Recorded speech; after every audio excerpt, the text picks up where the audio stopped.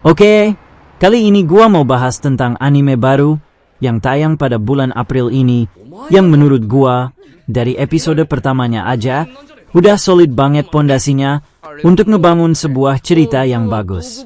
By the way, anime ini gua coba untuk gak baca manganya ya, karena emang normalnya gua gak suka genre anime yang kayak gini. Tapi karena menurut gua visual dan art style-nya bagus, makanya gua coba untuk nonton anime ini. Oh iya, anime ini tuh judulnya Akane Banashi. Awalnya gua juga gak tau ini ceritanya tentang apa. Apakah perjuangan seorang ayah tunggal untuk gedein anaknya kah? Karena dari awal itu si ayahnya Akane ini yang namanya Tohru Ozaki atau dikenal dengan nama panggung Shinta Arakawa itu diperlihatkan sebagai seseorang yang memiliki antusiasme yang tinggi terhadap pekerjaannya sambil harus merawat Akane kecil di sela-sela waktu luangnya. Walaupun pekerjaannya itu ya bukan kerjaan yang lumrah juga, yaitu sebagai rakugo atau kalau disederhanakan sebagai seorang komedian yang pentasnya sambil duduk cuy. Coba dah lu jadi stand-up komedian aja udah dipandang sebelah mata, apalagi jadi sit-down komedian bro. Tapi semakin ceritanya berlanjut, tahu-taunya si Akane ini masih punya ibu yang namanya Shinobu. Jadi gua simpulkan anime ini menceritakan perjuangan si Tohru Ozaki untuk menjadi nomor 1 di dunia rakugo. Karena ternyata di rakugo ini tuh ada level-levelnya. Apalagi kesenian rakugo ini sendiri memiliki lebih dari satu sekolah. Nah, sekolah yang diikuti si Tohru ini milik Master Isyo Arakawa. Dan di sini diceritakan bahwa Tohru ini udah tinggal sedikit lagi untuk mencapai posisi itu.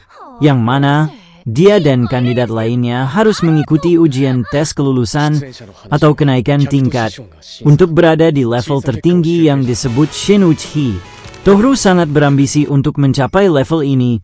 Dia sampai berlatih keras mengurung diri di kamar kosong, berlagak seolah sedang pentas di depan banyak orang, tanpa diketahui Akane kecil mengamati ayahnya itu dari jauh dengan tatapan bangga.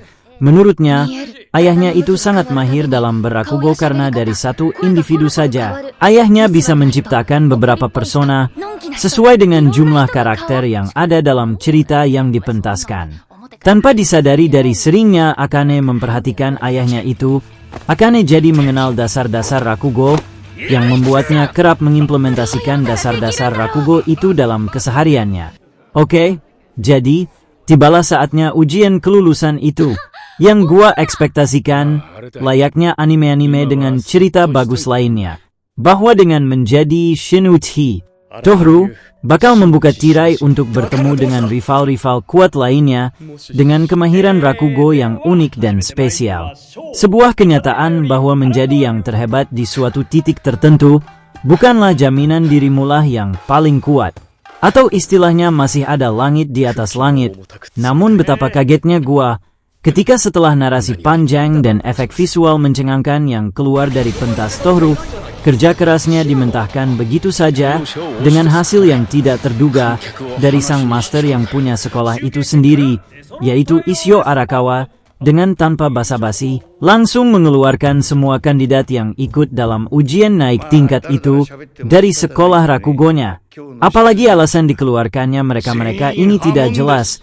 Bahkan penonton pun sampai bingung, karena, ya, pentasnya memang lucu dan berhasil membuat para penonton tertawa. Setelah keputusan kontroversial yang sulit diterima itu, Shinta Arakawa dikabarkan mati.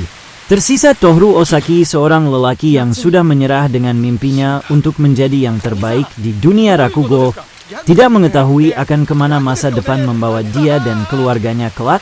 Berakar dari ketidakadilan itu, akhirnya muncullah Akane yang sudah beranjak dewasa dengan perawakan yang imut-imut.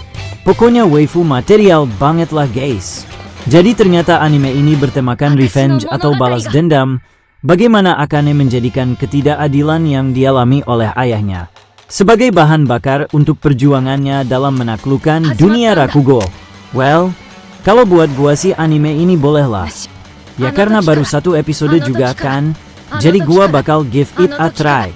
Kalau menurut gua strong point-nya anime ini ada di visual dan juga ceritanya yang menyinggung isu sosial Jadi kita yang nonton juga relate dengan hal itu. Gua sendiri gak mengharuskan kalian pada nonton, tapi kalau kalian suka anime dengan genre yang sejenis, seperti Chihayafuru atau Bakuman, maka yang satu ini recommended banget. Apalagi kalau lu wibu, yang anime apa aja masuk, nah cocok banget tuh. Yap, segitu aja dulu review singkat episode pertama Akane Banashi. Dan kalau kalian suka dengan konten yang kayak gini, jangan lupa tekan tombol like dan subscribe ya, biar kalian gak ketinggalan video-video seru selanjutnya.